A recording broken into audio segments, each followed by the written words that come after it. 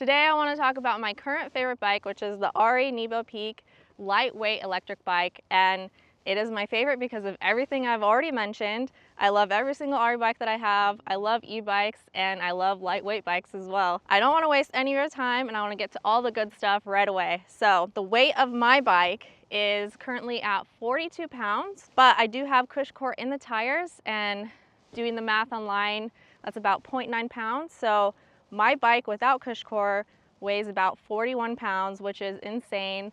I can't even really feel the weight when I'm riding, and that's the reason why I do love this bike, especially riding here where I'm at right now, which is Eagle Bike Park, which you've probably seen in most of the videos that we've done. And it's just such a great bike for getting repetition in, getting all the laps so I can work on my skills. I did have a big focus on working on style this year, and before I had this bike, I was spending a lot of time on my regular bikes because I wanted to have that lightweight feel in the air to get style. But on this bike, I honestly don't feel the weight at all, and it's helped me work on my style even more because I can just get more laps in quicker and it has that lightweight feel, so I love that. When people see this bike for the first time, most of them are shocked to find out that it is an e-bike, and they usually ask me, is it an e-bike? So that's great in itself that it is sleek, and I love the way this bike looks. They did a great job at designing it, and even this colorway too.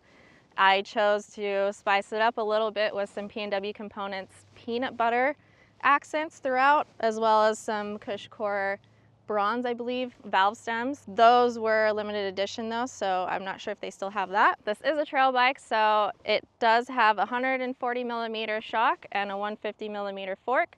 I always run SR Suntour on my bike, so I chose to have a Tri-Air 2 shock and a 36 Duralux on the fork. Same setup I have for my acoustic version of this bike, which is the Delano Peak. And for the drivetrain, I also always run Shimano, and on this bike I put the Dior XT along with an 11-speed Link Glide chainring. Because it is an e-bike, I felt like I didn't necessarily need 12-speed. And for tire setup, I have my classic trail bike setup, which is the knobby nick in the back, magic mirror in the front with Super Trail casing. And this setup always works pretty good for me in just about all conditions. It's just a set it and forget it type of situation for me. And for my saddle, I have been running Ergon. And on this bike specifically, I have the SMC Core, which is a really cool saddle that allows me to ride without a chamois because it has a lot of cushion right here, a couple different types of foam, and it really moves with your body when you're pedaling. I really appreciate that because for me, if I am on an e-bike, I will be pedaling longer, and it's really cool to me to not have to use a chamois because I don't like the feeling of the diaper butt. Now let's dive into a little bit more about the motor, since this is an e-bike and not all of them are the same how they operate. So it has the smaller Fazua Ride 60 motor in it. They claim can have up to 87 miles on the range. That of course determines how you have it set up and what settings.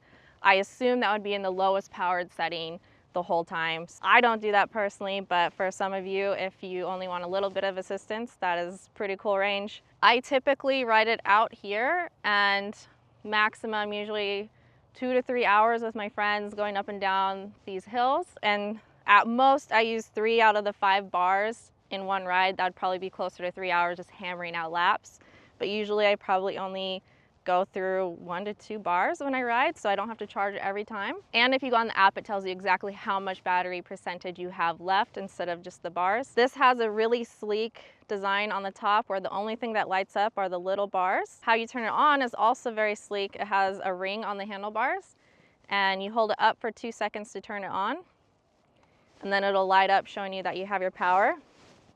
You hold it down for 2 seconds to turn it off. There are 4 colors that it'll show you.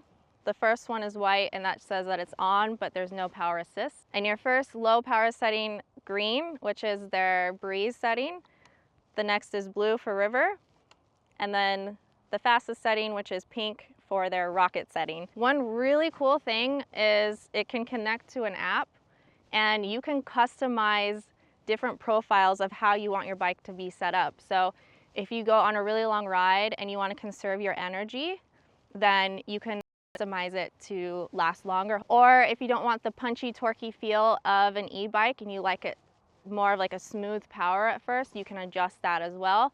But you still want it to go to max watt, then you can to have the curve different. I have to admit, I slacked on the app for quite a while, but I just set up a profile where I think it fits my riding style pretty well, where I have the rocket mode set up as I want it as fast and boosty as possible because I do shorter rides here. And then I put my second setting as my wheelie setting, where I have it so it's not as punchy like I mentioned, so it's a smoother, slower transfer of power. That's kind of fun, and I kind of want to practice my wheelies more with the setting because it is a skill to learn on an e-bike as well, and I have been randomly working on my wheelies here and there. So it's pretty cool to customize it exactly how you want and also conserve energy if you need to. A couple other cool features that my Shimano motors also have is walk mode and boost mode. And it took me a while to figure out how to do the walk mode on this bike. I asked everybody else that has this and they all didn't know. So I'm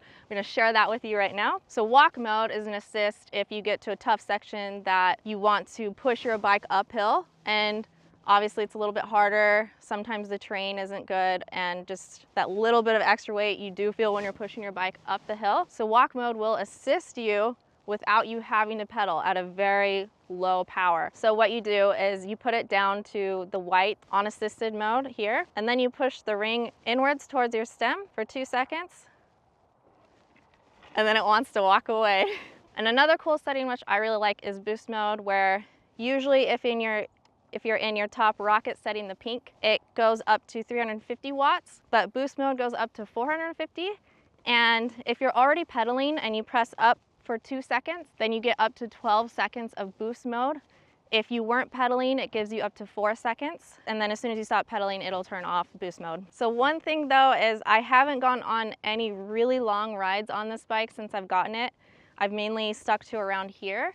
So I can't tell you how long exactly it does hold up, but I just know that I can get multiple days out here. I think up to about 3 days of riding without having to charge it. And then I haven't really kept track of how fast it charges, but if anybody has any experience on their own, you can throw it in the comments for other people. That would be great to share. Another small thing that I do like about this bike is that the charging port is magnetic, so it's really easy to connect the cord to it. Small things, but I do really appreciate that. My experience with this bike so far has been that I love it so much. It's super playful.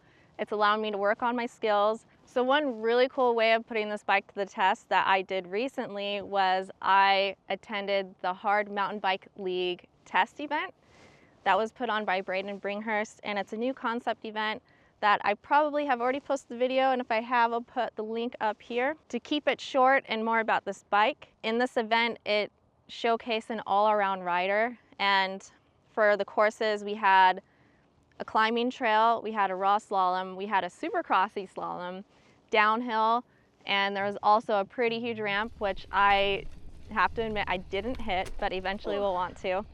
And the idea is you can only choose one bike for this all-around skill area, and this was my weapon of choice, and I was really glad that I chose this bike. It handled everything really well. Kyle Strait was there as well, and he also chose the Nebo Peak as his weapon. So it was cool to see that we were both on the same page as that. This bike also has handled all of the hard trails here, and I've had a lot of fun pushing the limits on this bike.